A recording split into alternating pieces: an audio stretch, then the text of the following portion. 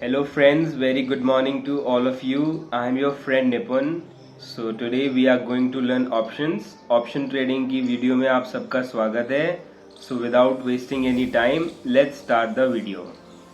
जैसा कि हर बार मैं अपनी वीडियोस में एक एग्जांपल से समझाता हूँ, तो ऑप्शन को भी आज एक एग्जांपल से समझते हैं. तो ऐसा मानते हैं कि शांति नगर कॉलोनी में फ्लैट्स की बुकिंग चल रही है. हम प्लान करते हैं, मैं प्लान करता हूं कि आज से 6 महीने बाद मैं शांति नगर कॉलोनी में एक फ्लैट परचेज करने वाला हूं.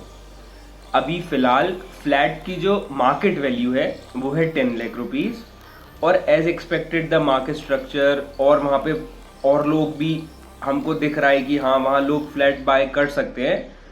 तो हमको लगता है कि हाँ फ्लैट्स की प्राइस में एक स्पाइक आ सकता है. The price of flat can move up to 12 lakhs, 13 lakhs, 14 lakhs, we don't know. आज लेकिन प्राइस 10 lakhs है. तो मैं क्या करता हूँ, मैं सेलर के पास जाता हूँ. मार्केट की भाषा में इसे ऑप्शन सेलर बोलते हैं और नॉर्मल भाषा में हम इसको सेलर ऑफ द फ्लैट बोलेंगे. मैं सेलर के पास जाता हूँ और उससे बोलता हूँ कि देखिए हमें फ्लैट चाहिए, आप अभी फ्लैट को बुक कर दीजिए. अभी मैं आपको एक छोटा सा टोकन अमाउंट देता हूँ, 10,000 रुपये. 10,000 रुपये दे के आप फ्लैट को बुक कर दीजिए और एक कॉन्ट्रैक्ट कर लीजिए कि आज से 6 महीने बाद, आफ्टर 6 मंथ, आप हमें जो फ्लैट देंगे वो आज की मार्केट प्राइस पे ही देंगे. डजेंट इवन मैटर कि आज से 6 महीने बाद मार्केट प्राइस 15 lakhs हो या 14 lakhs हो, फ्लैट हमको 10 lakh rupees पे ही मिलेगा. So the seller of that flat says he agrees on all of these conditions and he says okay, not an issue. मैं आपका टोकन अमाउंट लेके निपुण आपके नाम से बुक कर देता हूँ. We will meet after 6 months. So my dear friends, after 6 months, 3 possible cases can probably happen.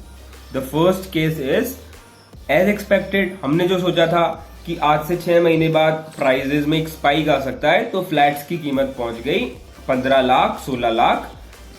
उस 6 महीने बाद मार्केट स्ट्रक्चर के हिसाब से, क्योंकि बहुत ज्यादा बुकिंग हुई, वहां पे एक बिरला नगर कॉलोनी और भी स्टैब्लिश हो गई, जिससे जो मार्केट प्राइस था उस एरिया का वो भी बढ़ गया. लेकिन अगर मैं कॉन्ट्रैक्ट के हिसाब से चलूं तो मैंने और सेलर ने कॉन्ट्रैक्ट किया था कि डजेंट इवन मैटर, 6 महीने बाद जो भी प्राइस होगा उस पे नहीं, हम फ्लैट आपको 10 लाख रुपए में ही देंगे. तो मैं उसको पेंडिंग अमाउंट दे देता हूं and the now flat is mine. Okay, let's move out to the second case. Second case में फ्रेंड्स क्या होता है, फ्लैट की जो कॉस्ट होती है पहले थी 10 lakhs, अभी भी कितनी है 10 lakhs. There is no difference. So कोई प्रॉब्लम नहीं है. एज पर द कॉन्ट्रैक्ट हमने जो डील करी थी 10,000 रुपए दे के, छोटा सा टोकन अमाउंट दे के, the deal remain same.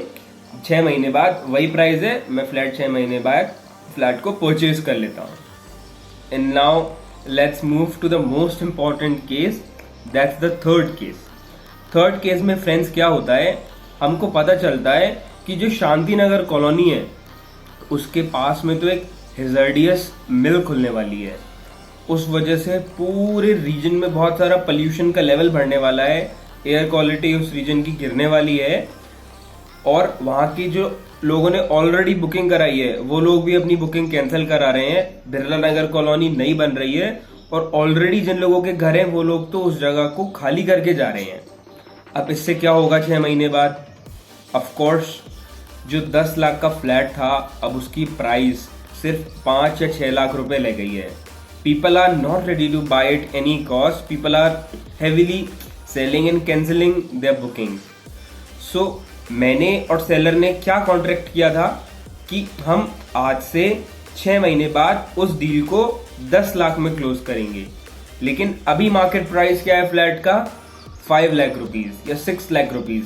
Let's assume 6 lakhs for this case now. So अगर कोई चीज हमें 4 लाख रुपए ऑलरेडी सस्ते में मिल रही हो, so is it worth buying it for 10 lakh rupees? Of course not. तो मैं क्या करूंगा, I will tell the seller, दिक listen, I don't want the flat, you take the token amount.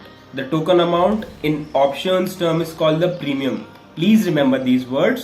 जो टोकन अमाउंट की बात चल रही है, मैं आगे बताऊंगा what exactly is token amount. So मैं सेलर को बोलूंगा कि देखिए आप टोकन अमाउंट को रख लीजिए, हमको फ्लैट नहीं लेना है, क्योंकि जो बात हुई थी वो तो 10 लाख में हुई थी, अब फ्लैट की कीमत कितनी रह गई है, सिर्फ 6 lakh rupees. Now let's compare this example to the real market. So my dear friends, for an option buyer, in this case जो फ्लैट खरीदने वाला है, निपुण जो फ्लैट खरीदने वाला है वो एक ऑप्शन बायर है। वो एक फ्लैट या वो एक कॉन्ट्रैक्ट को या वो निफ्टी को या रिलायंस के एक लॉट को बाय करने वाला है। जो फ्लैट बेच रहा है that is the option seller.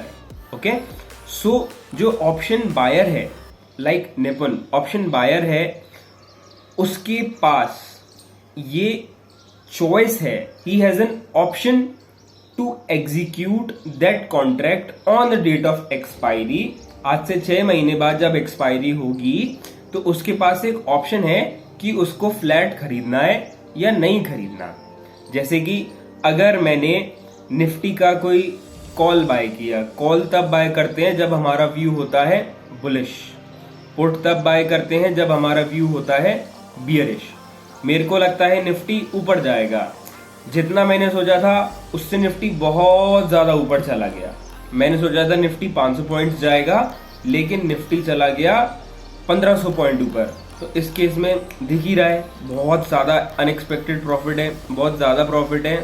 So I will end this contract. But इसके रिवर्स केस में अगर निफ्टी मैंने सोचा था 500 पॉइंट्स ऊपर जाएगा और निफ्टी 10,000 पॉइंट्स नीचे चला गया, what was my view that Nifty is going 500 points up, but उल्टा क्या हो गया, जैसे फ्लैट की प्राइसेस नीचे चली गई थी, सिमिलरली इस केस में निफ्टी की जो प्राइस है वो 500 पॉइंट्स बढ़ने की बजाय 10,000 पॉइंट्स नीचे चली गई। तो इस केस में आइडियली मेरे को कितना ज्यादा लॉस हो जाएगा, लगभग मेरा लॉस होगा 10,000 पॉइंट्स का। लेकिन मैंने जैसे बताया कि हमारे पास ये चॉइस है एक्सपायरी के दिन कि हम कॉन्ट्रैक्ट को एग्जीक्यूट करते हैं या नहीं करते फॉर एन ऑप्शन बायर। तो उस दिन हमारा बस लॉस कितना होगा, जो मैंने टोकन अमाउंट दिया है। अगर मैंने 5-6 हज़ार रुपये टोकन अमाउंट, जो भी मैंने टोकन अमाउंट दिया होगा, जैसे फ्लैट के केस में मैंने 10,000 रुपये टोकन अमाउंट दिया था, that was my projected loss. चाहे फ्लैट 10 लाख के फ्लैट की कीमत 1 लाख रुपए 50,000 रुपये रह जाए, हमारा लॉस कितना होगा, सिर्फ 10,000। लेकिन वही 10 लाख के फ्लैट की कीमत अगर 1 करोड़ हो जाए, तब हमारा प्रॉफिट कितना होगा, 1 crore minus 10 lakhs is equal to 90 lakhs. I hope I am making sense, my dear friends. So let's conclude that for an option buyer, the profit is unlimited. The profit is unlimited, but loss is limited. What's the loss? The maximum loss is just the premium paid. It's like in life insurance.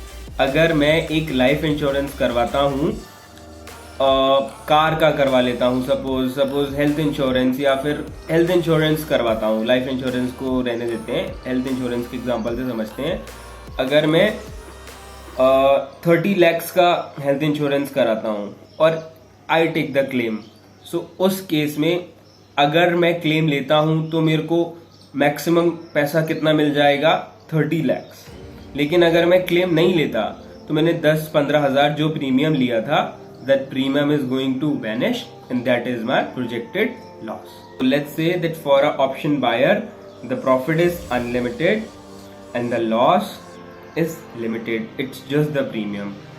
And for an option seller, the profit is limited. It's just the premium.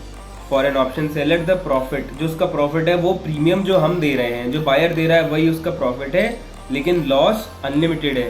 अब flat की price कितनी भी गिर सकती है, we don't know. सो जितनी भी price flat की गिर सकती है, निफ्टी कितना भी फॉल हो सकता है, that is the loss of the option seller. Thank you. Making these kind of video requires a lot of effort, so please don't forget to like, share, subscribe and comment.